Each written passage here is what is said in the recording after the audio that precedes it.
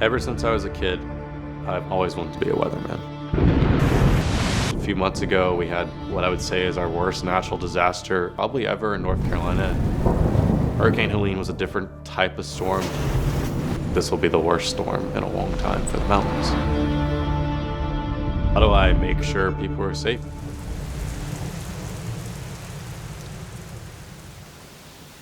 I would say in first grade, I knew he was really into weather. He could come talk to you about what was happening in the community. He could tell you about Jim Cantori, his hero. He could explain rather complex weather patterns. He used his passions to work on skills that were even a challenge for him. So reading was not always the easiest for him as a younger age. I worked really hard to find books that he was interested in. I'd check out multiple books until I got in trouble because I had too many books checked out and they were all weather related. He knew that we're going to do this and you can accomplish this.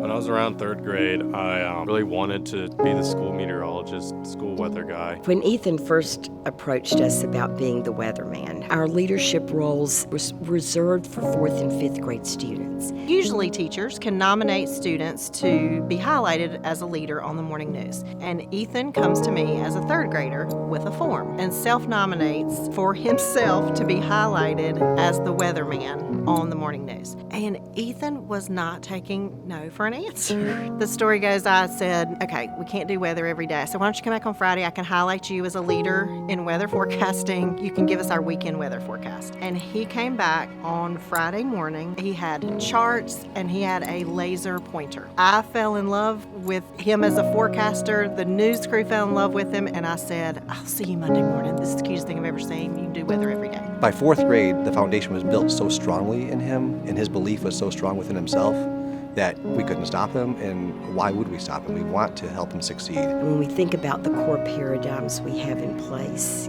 every child has genius, every child can be a leader, change starts with me. That's what the school is about.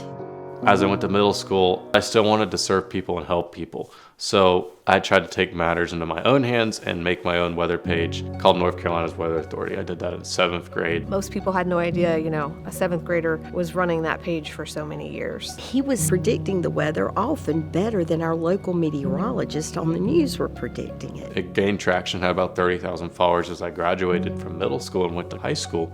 So at the time we had multiple major hurricanes. How do I use my weather page to save lives for the Hurricane Florence? And I did such a good job with that. I think that's when representatives and other people across the state started to realize who I was. A